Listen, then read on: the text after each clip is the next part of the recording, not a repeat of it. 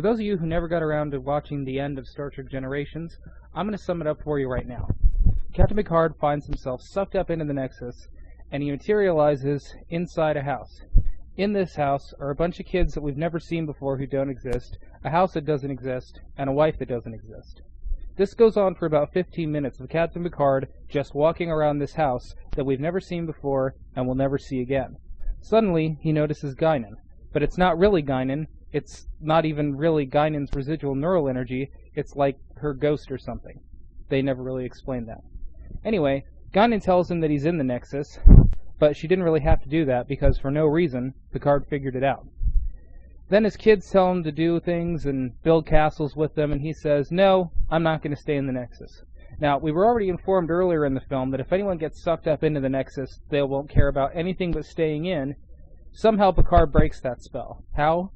God only knows. They never explain it. So Picard says to Guinan, "There's this guy that blew up a planet, and I got to go back and stop him. I beamed down without my phaser or my communicator for no reason and tried to stop him that way, and he kicked my ass. I don't know why I didn't just send Worf. Worf could have kicked his ass. But nevertheless, can I leave the Nexus?"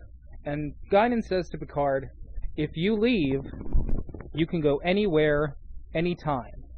So Picard says, "Oh, okay. Well, instead of going back to when I was talking to Soren in 10 Forward, when I had access to weapons and was in full view of 100 people, I think I'll go back to when he was kicking my ass and I only had seconds to save the planet." So Picard's a wuss and he can't fight, so he asks Guinan, a frilly Elorian girl, to fight his battle for him. Guinan says she can't because she's just a ghost or something, but informs Picard that Kirk's here and to go recruit him.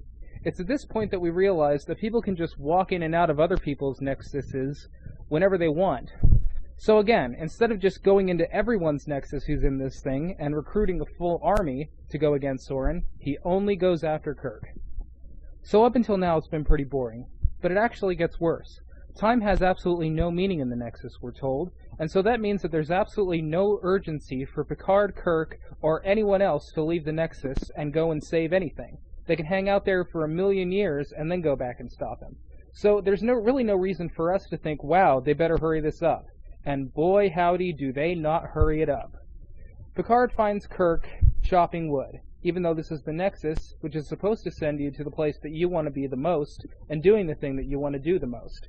Anyone who knows Kirk knows that he would have been on the bridge of the Enterprise, but he's in an obscure cabin that we've never seen before in our lives.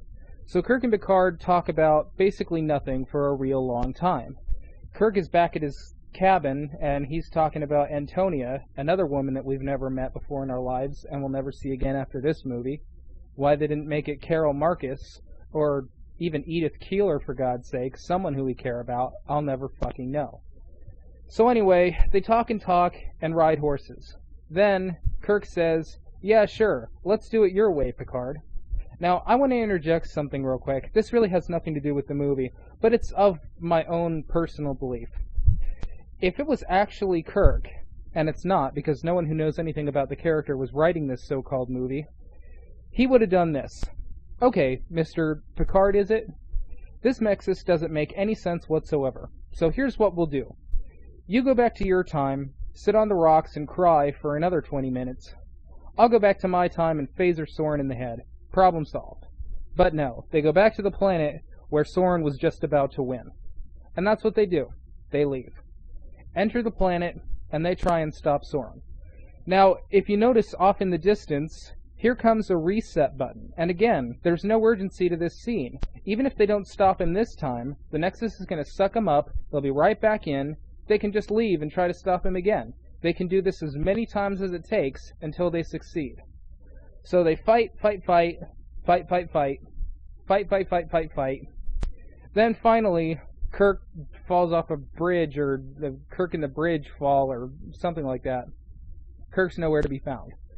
Picard does some fancy stuff on the computer of this stupid thing, and Soren says, "Get away from the launcher." Soren then goes to the launcher, looks at it, and realizes that the clamps have been locked. So instead of spending the full 3 seconds he had to jump out of the way of the most survivable explosion I've ever seen on film, he just stands there and stares into space like, well, I guess they beat me. So he's dead. Picard goes to Kirk. Kirk doesn't really say anything all that spectacular, and he dies. Picard doesn't take him back to Starfleet for a proper Starfleet Federation burial. He just piles some rocks on him and leaves him on an obscure planet. And why not? I mean, it's only the greatest Starfleet captain who ever lived, right? No big deal. So some rescue ships come, and he and Riker talk about nothing, and then the movie's over.